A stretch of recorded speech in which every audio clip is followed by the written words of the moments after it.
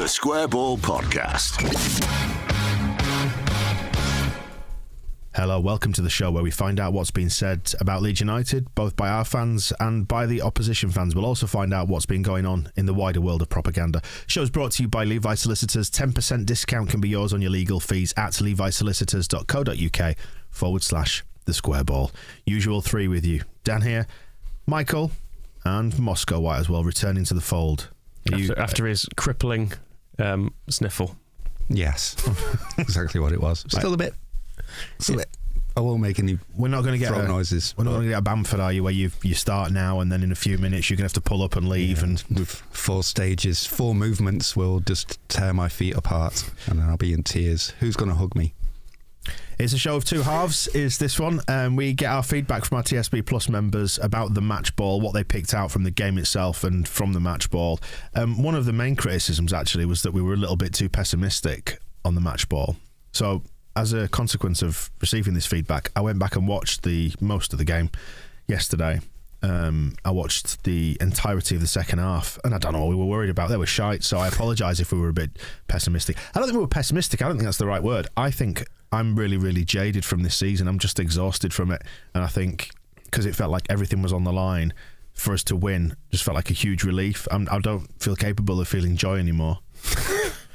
Yeah, on reflection, I'm fine with it. Yeah, I'm just happy to have won, and that's enough, because I'm really just about getting to the end of this season as it stands. So, yeah, I know a man in the feedback actually said, "Bloody hell, lads, cheer up, you miserable twats." I can say for approximately 2,000 there, it was a great day out, and I think that is the thing, that if you were there, you're picking up on the energy of the enjoyment of it. Whereas, and you get the adrenaline of the goals, of course, as well. Whereas we were sat in here, you were sat on the toilet or something for half the second half, and it was a nervous atmosphere, which I think probably didn't help, and I think it meant when we finished, we rolled straight into kind of continuing that nervousness in a way that was maybe not justified, given how shit Watford were. It's hard to make relief look exciting, isn't it? And I think that's all I felt. So you mean you weren't here for the match ball, Moscow? What did you make of it all? Do you agree that not necessarily that it was too pessimistic, but the general sort of shape of the game, we were miles better than them, weren't we?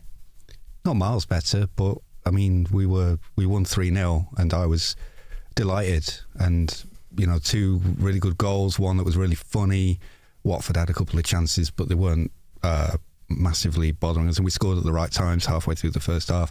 Took a little bit too long in the second half, but once the second goal was in, you could see in Jackie Harrison's goal for number 3 how much better everybody felt, because he probably misses that if it's 1-0 or 2-0. And then I did put on the match ball and wondered if you'd all been watching like a puppy farming documentary for the previous hour and a half or something, because I was the biggest win of the season in probably the most important match. And it was ugly, but it kind of, there's been a lot of discussion since, and probably from what I watched of the match ball as well, of like kind of the Bielsa style and the Marsh style and stuff like that. But I was thinking about the Barnsley game in the promotion season. It gets forgotten a bit because the mural on the side of the Duck and Drake presents birthday boy Pablo Hernandez looking beautiful at Swansea, but Barnsley happened after that, and God, it was awful. And there's that thing of the worst game in any tournament is usually the final, because everybody's so tense, they can't play, they can't relax, and this game was as close to a cup final as we had in this kind of run in. The pressure was on with both Burnley and Everton winning in the lead up to it. We had to win, and everything else that it took to get us to that point, it was kind of a day not to worry about it. Just enjoy the 3 goals. I know, wild, isn't it? Didn't concede any either, did we? Not one. No, and we hadn't done that since Crewe. Yeah, and then was that August? Yeah, I looked it up before. We drew 0-0 with Brighton, didn't we? No, but we did. Yes, but we did not win 3-0. 3-0. I thought you meant clean sheets. We scored 3. It was. They scored none. It's just, and as well, there was so much during the Newcastle game, Everton games, people saying, forget Bielsa, let's just get wins and stay in the division. That's what's happening now. So you can't. It's kind of what we wanted, wasn't it? It's what we were asking for. We actually acknowledged this on the match, but it's like we wanted a more pragmatic style of football to deal with these more challenging games, rather than maybe sticking to this purist ideal. And there it is. And then, oh no, it's not very good though, is it?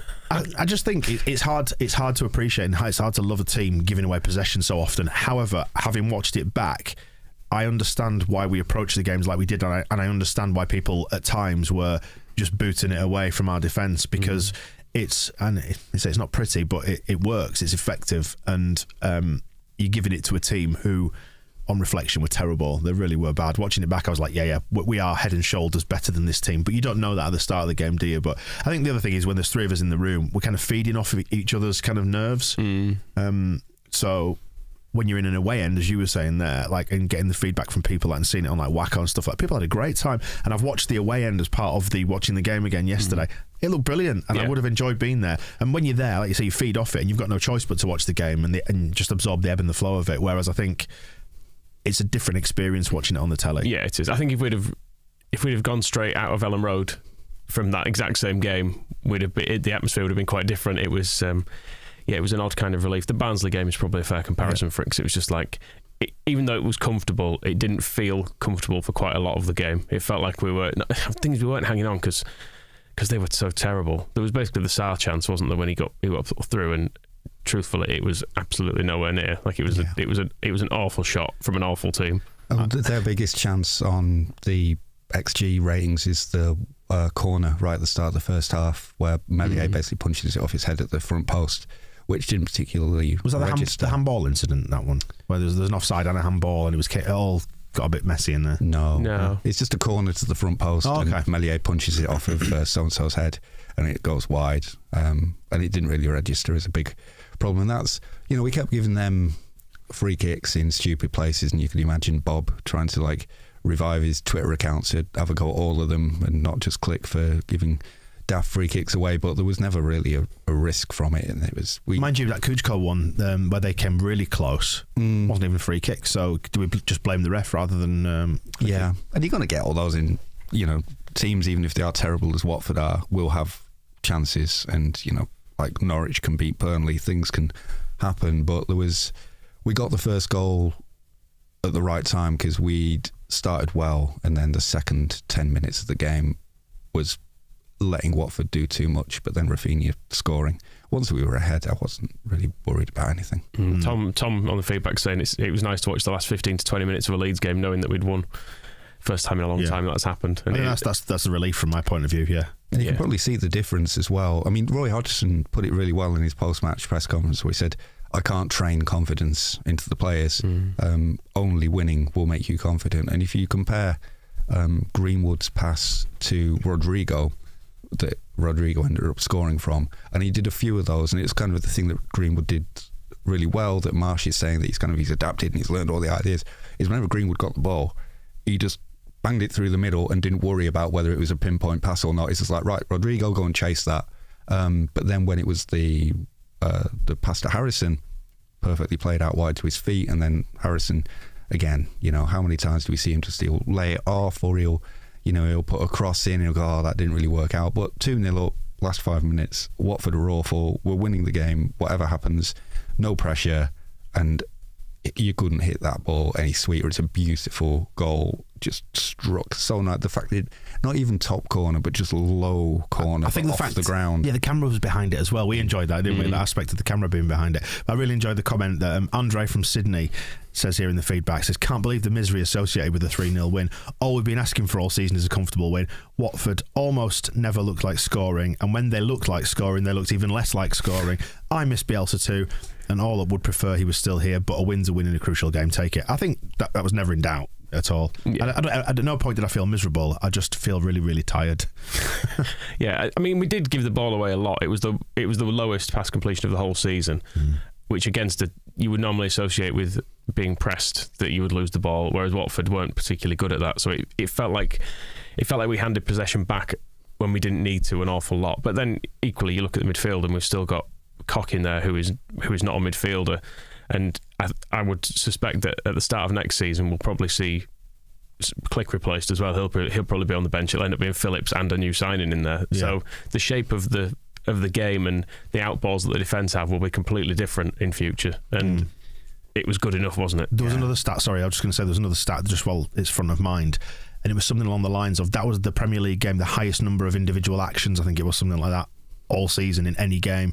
In other words, both sides kept giving the ball away, so the other side kept running with it and then giving it away. So it was just the nature of the game, wasn't it? Yeah, and Dan James is good for the pressing part of it, but as a target, he's not great. So who we are playing the balls forward to, as far as an influence as well, it tends to just kind of keep coming back. But we're not playing well. We shouldn't kid ourselves that Leeds United are in great form and oozing with confidence. The games since Marsh has come in have kind of been we know exactly what's happening with this, but the late wins and digging them out, and it's been all about character, but they're not playing.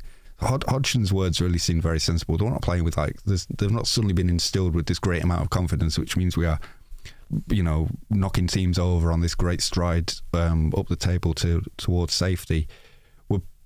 We're playing like a team that is at the bottom of the table, because we are, and that's the thing about the game on Saturday, was it's 16th against 19th. Everton had just won minutes before. The loser has real, terminal problems for the rest of the campaign. So win at all costs, and you can see that in the way that the players are playing, but they are doing what they have to do. Yeah, I think that's the thing, isn't it? It's Bielsa's football was almost the style of the football. What he was trying to achieve was almost like an emotional crutch for us, wasn't it? So even when it went wrong, you knew there was kind of a lofty aim behind it, and it would still look pretty even if it failed badly. Whereas this is far more effective and is getting us the results that we need. And I think we have to separate out the results from the performances. Well, there is an argument as well. I mean, if you did want to do the Bielsa thought experiment, and it's a bit of a defence mode, because we can't bring him back, but there is starting to, you could hear it on the commentary on one of the feeds, and then in some of the newspaper coverage since, of Leeds United justified, this vindicates sacking Bielsa. And I said, the first thing I said after he was sacked when I came in was, I think it's a bad decision, but it'll probably work. We'll be fine. We'll stay up, and Marsh will do what we need to do, and we'll progress next season into mid-table. And that's sort of coming to pass. And the thought experiment would be, how much of this is down to the players? And I think a lot of it, because the relentlessness of those last weeks of Bielsa, when there was no time, from losing to Scum, then Liverpool, then Spurs, and it would all become kind of like a runaway train. And Bielsa was saying he couldn't essentially believe that the players were still putting in all the effort that they were, and could understand that with that effort not getting results, that of course they're going to be getting upset. And then he said as well about how it's really easy to stop playing one way, but it takes time and effort to put in a new style of play, time that he just did not have, because the games just kept coming and we just kept losing. But that break after he was sacked, after the Spurs game, so with him going, I think the players have taken the decision, with that little bit of an opportunity to take a deep breath and say, right, new manager, let's all get behind this and let's sort this out, and we stay up this season and we play better and we win games and we get through. And that's working out. I trust the players to an extent that, had they not sacked Bielsa at that point, I think the same conversation could have gone where it's like, right, we're all feeling this, we're all angry about where we are at, but deep breath, take a break, let's get behind what Bielsa wants us to do, start playing better and get ourselves out of it. I think that's kind of it's more of a defensive, the kind of the judgments that are now being made, like, Bielsa was taking this lot down, Marsh has saved them. I think, and I remember having this conversation, I think it was after maybe the Everton game, when you drove me home, saying, I don't think we'll get relegated, because I think the players have too much personal pride and too much investment in what they've done to get them to this point to allow that to happen. So it's kind of, the reason we are doing better is because the players are doing a better job of doing what they're being asked to do, and kind of what they're being asked to do is a secondary thing, because they could have done better at what Bielsa was asking them to do and the results could have improved. Instead, they're just in a situation where they're doing better at what Marsh is asking them to do, and results are improving. So we will never know. I was going to say, that's the caveat there, isn't it? It's unprovable either way, and that's why. But I think it's a defence against what the coverage, which is saying, well, this proves that Bielsa was taking them down, and Marsh is the right person to come in and save the day. Because we've had the series of good results, the conversation that naturally flows from it is that was the right thing to do. Therefore, the conclusion from that is that was the wrong thing that he was doing, and it's not that. We'll never know. It's not the right person is Liam Cooper. Yeah, coming back in last two games and being brilliant, and immediately we go from conceding 3 against Aston Villa to 1 against Southampton, a clean sheet at Watford. I also 3 against, how many did we concede at Wolves? 2. Yeah, I do think it's important as well, though, because that's been a little bit unfair to Marsh. Perhaps people would accuse us of being unfair to Marsh, and I don't want that to be the case, because I think he's come in, and if it's the arm round, it's more carrot, less stick. I think he's doing a really, really good job on that front. And it does seem to have worked for Rafinha and Rodrigo. There was obviously some sort of, Rafinha in particular, obviously had some sort of disagreement with Bielsa because he'd been subbed off, and then he was benched, and there was he was just, his general demeanour was someone who was pissed off, bordering on downing tools. It almost looked like sometimes, didn't it? Yeah, it seemed like there was a kind of a movement online for people saying, well, if he doesn't want to be here, just get rid. Whereas I was more of the opinion of like, well, he's probably the person most likely to win us some points, so we just need to get him right. It's the old, not saying he's even vaguely the same personality, but like Warnock had to do with Tarapt. Just keep him on side because he's the best player, and we need points. And then he'll bugger off in the summer. Yeah, and he'll be stuck with Warnock / Marsh. I think that's another sort of defensive thing as well, that because of Marsh's style, it's so publicly, touchy-feely, leadership councils, live, laugh, love, arm around everybody, that he is seen now, he is the good man manager, and Bielsa was distant, horrible, just hissed at them when they came into training. But if Marcelo Bielsa was as bad a man manager as he's now being presented in some quarters, then that first match against Stoke in 2018, we would have lost 5-0. Because the sacrifices the players had to make for 4 years. And it goes down to the last things he was saying, where he's saying he can't get inside the players' heads, but the physical outputs, the only thing he can measure, are all amazing. And they were still running. And the sacrifices the players had to make, and the investment they had to put into what he wanted to do, not just in football, but in their lives, going from just training being something you do in the morning to training being something that you do morning, afternoon and night, like while being starved. Yeah, all the things they had to do. And he, in his very first press conference, he was saying that he was asked about the language barrier, much as Jesse Marsh is having to talk about the language barriers, and how do you communicate with players? I hope Marsh can overcome it one day. No, how do you communicate with the players when you don't speak the same language? He's saying, well, it's really important. You've got to activate the emotions to get players to play for you, and you don't need to speak the same language. He said there are other ways you can do it, and we saw for 4 years exactly how you can be separate from the players and get them playing for you. Bamford talking at the weekend about how he went round Bielsa's house to say goodbye because he felt so bad about him leaving. We don't need to go retrospectively through Bielsa's time and say he was terrible to all the players. There's probably some players now, Rodrigo and Rafinha seem like they're much happier with it. There will be some players in the squad now, because there's 25 of them. You can't please everybody, going, this fucking yank, yapping on all the time. Well, I'm fed up of his arm on my shoulder. I wish he'd shut up. I won't be else back. There'll be a few of them, but then there'll be other ones who are absolutely loving the change, and it all feels much better, and they can chat with him all the time, and they all call him Jesse, as their mate.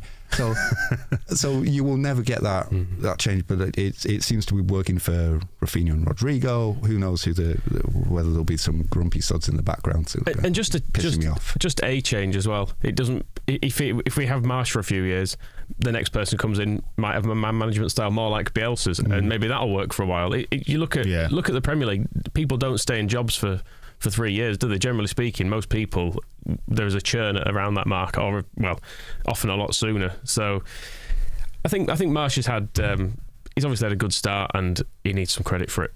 Yeah, I think he needs plenty of credit for it, because we've won games, haven't we? And I think there's a few criticisms on the feedback of Sai, who was the old the Bielsa fanatic last week. He's kind of going on the same route, saying it's kind of kick and rush, it's all mayhem, and it kind of is, but I don't equally think the way we're playing at the moment is how Marsh actually wants us to play. No. I think it's falling somewhere in between what was happening under Bielsa and the early stages of the way he wants to play, because I've watched enough videos of him talking about it that this doesn't seem to translate what we're seeing on the pitch. Certain aspects do, and he's fixed the man marking thing, and he seems to have fixed set pieces, which is setting us up to now concede from one. But we do undoubtedly look a lot better on those things. Mm-hmm. But I don't feel like, in an attacking sense, it's quite worked yet. But equally, we've not had a striker to play in this system yet. And no midfielders often, not one. The ideas are there, and you can see from watching his old Salzburg team, and from when he was assistant to Rangnick at Leipzig, and from how Southampton play, which is basically it's all the same ideas. So you can see from Southampton, probably in the Premier League, or probably the nearest example of what we're aiming for. Where it will improve is form, better players, confidence, and practice. So that's what will change things next season. I don't think he's keeping in reserve some kind of great tactical, reverse card. It's like, you thought I was going to play like this, but actually it's going to be like this. This is pretty much the kind of the setup of the kind of football we're going to be aiming towards. It's not for me, Clive, is kind of my feeling about it, but also the Watford, there's a time and place to kind of pick those conversations. The Southampton game was interesting because they play so like a future mirror image of what we're going to be doing, and so it was interesting to say, well, this is two Red Bull teams doing their thing. Watford, it was just going to be a scrap, and I don't think Bielsa's team's in his pomps, and that's why the Barnsley game is a good example, because 2020 lockdown era Leeds was us often at our best, and that was an awful performance against Barnsley. And I think if Bielsa had been here and we talked about all his beautiful football and all the great the elements and the aims and the desires of attacking at all times, it would have been the same awful suffering garbage. So it's almost irrelevant in those things, but it should be, we should get better at doing it. But I think the style of play is certainly, it's absolutely clear from what Marsh talks about and the way his teams have played before that we are trying to do. And that Greenwood, him getting the praise was justified because he came on, he played really well, but he wasn't doing anything particularly complicated. Those weren't like Pablo Hernandez precise through balls. The pass that resulted in the second goal for Rodrigo was an awful ball. He's put it through, and the defenders have got there miles ahead of Rodrigo, but because we are following up with Rodrigo, isn't giving up on that. He's not doing a Cristiano Ronaldo of saying, well, that ball was not perfectly to my toe, so I'm going to go and smash a child's phone. It's, well, that ball is not perfectly on my toe, so I will follow it and I will chase it and I will force him into making a mistake. And because these defenders, they're Watford players, they're rubbish, there's a high chance that they will make a mistake. So it's following all those things through, but it is very the style of it, I don't think is going to appeal to me in the future, but it's, he is, it's a results business, isn't it? He is, and he's here, and I think I said this as soon as he was in as well. It's like the standards changed now. You want the result, and Southampton was disappointing because we didn't win. It was a chance to see him against a team that plays very much like him, and we drew, and that put more pressure onto the Watford game, which it made the Watford game a worse performance, but a much better result. But I'm not really looking for. If I want to see exciting football, I'll be watching Man City against Liverpool or whoever Bielsa manages next. It's not what I'll be going to Leeds for.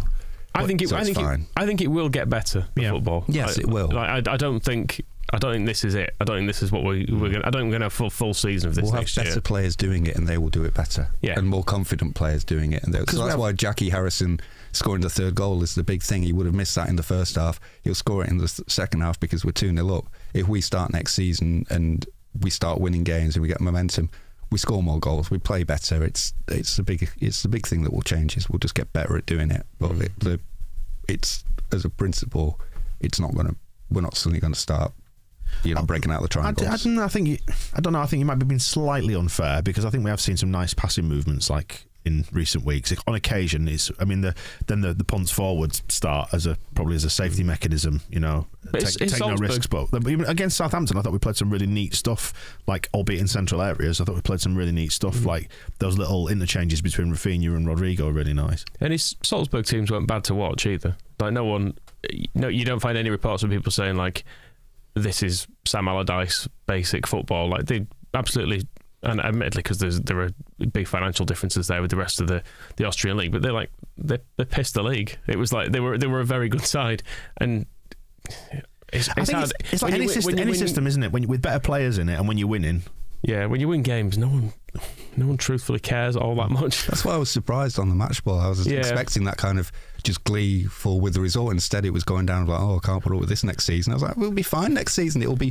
We'll score these, I think, fun goals, and we'll get the turnovers, and we'll attack on the counter, and it'll be good. It'll be fine. Michael, you said that it's not sustainable, and do you want to sort of explain what you meant by that? Did you mean like the football? Or do you mean like the sort of harem scarum sort of kind of conceding possession, putting us through the ringer emotionally. I suppose I just mean, if we give away possession against good teams, which Watford are definitely not, they will punish us more, and it feels like there needs to be more of a plan for attacking. It seems everything's a little bit chaotic at the moment, and the wins have all had an element of that about them. This was the most straightforward because we got a lead, and Watford are terrible. I mean, the Norwich game should have been straightforward, truthfully. We had the chances to have been 3-up in that as well, and absolutely coasting. We made it difficult for ourselves at the end. I suppose, it's not sustainable because I think sometimes they will take some... That's our chance on another day with a different player. It does go in, and then you're kind of left in thinking of you're dropping points at a game in a game you need to win, and I don't know. I think the midfield of Cock and Click isn't sustainable. No. And we're not going to get better with those two in midfield. But Phillips and Brendan Aronson, Victor Orta was running up and down Watford High Street singing his name on Saturday afternoon, so that seems likely. But even... Why was he doing that? I don't know. He just, occasionally he was enjoying the win. I did see it. I mean, you've got the... I'm fairly sure that was before the game, though. Well, I have no idea. Just for anybody who doesn't know, there is footage doing the rounds on Twitter of him in the pub. I think it's before the game, singing songs. Admittedly, he didn't start them, but he was joining in with gusto. So yeah, but he's had a nice time. I saw him on the street, and it was on the video. Some fans are singing. They start singing one Brendan Aronson, and he starts running up and down. Which doesn't scan, by the way, either. It's too many syllables. He starts running up and down and dancing and laughing. So he'll be coming. But even if he doesn't, there's a reason why Lewis Bate is in the under 23s, and we can sign somebody else. It's now time. The midfielder debate was always kind of contingent on the fact that Bielsa didn't have anybody in the middle of the pitch, so it was fine. Phillips could do it all. Now we're putting two in there and we haven't got them, so that's another reason why there is room to improve when we have better players in midfield. Match of the Day talked about the midfield as well, and they did make the valid point as well of just showing how much protection they now offer the defence. Is this the two in there? And it was just showing. I don't think they watched the full game based on their analysis. Truthfully, I get the feeling they've kind of had that little bit cherry picked and been like, just talk about this. Yeah. But it is right. Like, there's not that same. And I think that's partly where the anxiety comes from in watching us still, because I still expect there to be big gaps everywhere, and there normally aren't anymore. Like the Sarr one was a one-off where all of a sudden you see a player in a load of space, but generally speaking, we'll lose the ball going forward. But because we're going forward with 3 or 4 men rather than 8, when possession is turned over, you've still got a full back 4 there and at least one midfielder there. And even if they don't put a tackle in straight away, they're able to hold them up enough that the rest of the team can get back, and it's just quite normal. And Forshaw makes a big difference as well in terms of the players we currently have. I think it was against Southampton. I love the way he was kind of just going to the ball and smashing a player whenever it was loose, whereas under Bielsa's system he would have to just go with the player he was going to mark, whereas we just have 2 waiting there, and if you try running through, one or both of them is going to come and smash you and try to win the ball off you. Cock and Click aren't quite the strongest at that, and then certainly when they've got the ball and they've only got Dan James ahead of them, it's not really going to work with much. We're just going to give the ball away basically. I quite enjoy Clicking there, though. I think he does quite a good job of it. Given I don't think it's necessarily his natural position, but I think he does well. He's never let anybody down, no matter what the Bobs say. But that's where there's room to improve. Is if we have, now that we need midfielders, we should sign Declan Rice and play him next to Phillips and have the 2 of them, and that would be absolutely fine. But if we are putting an attacking midfielder, Click wants to be playing where Rodrigo or Greenwood are. And then we've got a central defender who he can play in midfield for Germany, so it's a bit, it's not unusual for either of them, but it's not. They're not going to be tip top together. It's a suboptimal setup, but we will get there. Hopefully with the recruitment and so on and so forth. Yeah, I mean, just going through the comments. I mean, we haven't done loads of them in this episode, but they all kind of touching on exactly those themes. You've got a bunch of people who said we were too pessimistic, a bunch of people who agreed with us, some people with mixed feelings, just sort of agreeing that we kind of just got to suck it up right now until we get to the end of the season. The style, bit of luck is mentioned by Roger, that Marsh seems to be getting the look that deserted St Marcelo. Although you make your own look in football, don't they? I know it's a bit of a cliche, but it is true. It did feel like if you look at talking about that Rodrigo goal, for example. It did feel like we were unlucky under Bielsa this season. I feel like there were games that could have turned for the 2 Newcastle games. being the big ones, because realistically we should probably have got 6 points out of that. Jones penalty, and we got 1 instead, and it was, you know, six more points on the board. Bielsa probably doesn't get sacked, does he? And even the injuries, you know, whether you blame his training for them or not, but it's still Marsh is also benefiting from Liam Cooper coming back, and that's why it's not to denigrate Marsh when you talk about how well the players are doing. I think it's to his credit, isn't it? Well, sort of, but also he's got Cooper and he's got Phillips and he's had a bit of Bamford that Bielsa didn't have the opportunity for, and he's also had that moment I was talking about of the players kind of, you know, drawing a line in the sand, where we've seen them do that before with this group of players who I just have faith in them that they would do this kind of thing.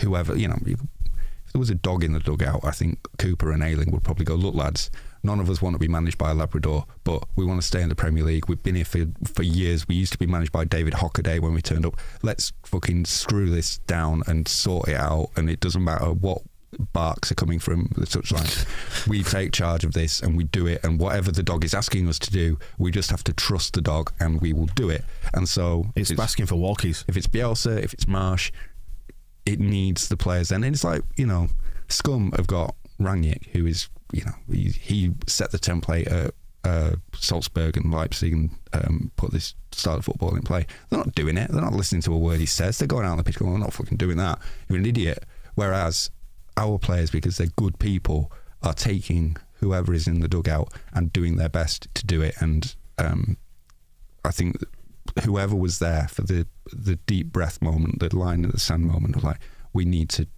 after the relentlessness of the defeats they were enduring, to sort it out and do it. And Marsh is a good fit for helping them do that. Whether Bielsa would have been a good fit as well, or whether it had too far gone, we'll never know. But it's working now, and so that none of this is to kind of denigrate Marsh. It's all to say, remember that it's weird, the obsession, and I know we're guilty of it because we have Bielsa, but Bielsa's so exceptional, I guess. But the obsession of managers in football, where games are previewed like Sunday afternoon, and it's Dyche against Dean Smith. It's like, why are you selling this game on two like 50-year-old blokes? But it's soap opera, isn't it? It's personifying everything, and also it's because they're the only people who talk. You get the press conferences with managers before and after every game, and you get half an hour during the week and all that. So everything is about them, and also because they're the only ones who are sackable. You know, Rafinha can be in whatever mood he wants to be about the manager, but no matter how bad he plays, you can't sack him because he's worth money. So there's not really anything to talk about, because those will stay. But will the manager get sacked? Will they stay? Will this happen to them? Will they not? Becomes the big debate. And, you know, I wonder how much of the City-Liverpool game, obviously Klopp and Guardiola are regarded as geniuses, but if De Bruyne isn't having a good game and if Salah isn't playing, those are the match. That's how you would sell a game. De Bruyne versus Mo Salah. That's great. Not just a couple of guys in suits or, you know, people who a couple of guys in suits. Too old to Guardiola and Klopp. Too old to wear. But then it works for some. But then you apply it across the divisions. So you go out in Division 3, and it's like Barry Fry versus Steve Evans. Yeah. It's like, who cares? It's the players who score the goals. It's the players who have to put into action the things that they're being told to do. And if the players don't do it, nothing happens. So, but you get these personality cults build up around managers, don't you? And like I said, become Bielsa being the ultimate, and us being the so we're guilty. Yeah. Actually, just on your phrase that you used in the match report on the website, Moscow, as describing Jesse Marsh as a facilitator, Yorkie Dave saying that he liked that, and I think it's a really nice way to put it. Is that he's kind of, and maybe that's what a manager does, you know. Like you say, maybe it's just to make them feel good that they can go out and execute whatever plan. You have the different styles, and I think it's just trying to remember that Bielsa worked for so long that the things that he did as this kind of dictatorial presence who runs everything can work. But then you do get a different style. And it's kind of, Marsh was saying himself, and that's where a lot of this comes from, is that he doesn't want his name sung and he doesn't want the credit for things, even though he does every podcast interview going and he talks and talks and talks. But then at the end of it, he says, actually, I don't want any of this to be about me. All he wants to do, and the way he sees himself doing things, is to listen to Rodrigo and say, right, well, what do you need to play better? What training sessions will work for you? How can I help you be the best young man? And then he goes and does it. And then it's kind of, but it's up to Rodrigo that's kind of putting the players in charge. And there's a bit of I think there's a trend in that sense. It's quite an American sports thing, like listening, because they've given the players so much money and taught them so much and put so much on them that now there's this coaching idea of like, well, why don't we listen to them and just kind of help them? Because you end up with a position at Scum where I think Ronaldo is essentially unmanageable, but you have to then, so the game becomes, how do you manage those players to do the things that they feel like they should be doing, is kind of where it's going. And that Marsh is kind of in that zone of just, I have my sort of tactical setup and I have a way I want to play, but then how I achieve that, a lot of it will be dependent on, yes, when do the players want to come to training, and giving them that kind of empowerment and ability to do the things that they want. And it is, as a change, it's working. But it's like, everything in football the last 2 years, and we'll sack him. Just a couple of things just to wrap it up on. Sorry, Chris is saying that the game was so shit and yet incredibly good at the same time, like the mixed feelings around it. But in particular, wants to highlight the Renaissance painting of the Limbs photo that's been doing the rounds, which was amazing, by the way, and made me want to be there. Like, the more I thought about it, the more I thought, I really wish I'd been at that game to experience it through a different lens. But there you go. Scrooge describes it as being like a family holiday with children. We went on holiday, and that's the result, but it was long, stressful, and not particularly enjoyable, and resulted in me lying to everybody saying that we had a good time. Well, I'm looking forward to my holiday next week. Enjoy yours, Michael. I'll be doing just that. There's more praise for Liam Cooper coming up as well, by the way, in case you think we've kind of glossed over his renaissance that he's having. But yeah, he's well nominated in the Heroes and Villains. And we should say as well, we've not mentioned Kuchka yet, who was falling around the place quite a lot. We will. Let's talk about him in Heroes and Villains, shall we? Yes. Over on the weekly show when we do that, because he does need a particular mention, because he looked like he had roller skates on Saturday. That does wrap up part 1 of Propaganda. Stick about part 2 on the way for you, where we will have a look at the Watford side of things and find out what's going on in the wider world of propaganda. And certain clubs have lost this weekend, which is always good. So we'll enjoy hearing and seeing the clips from those clowns. The Square Ball Podcast.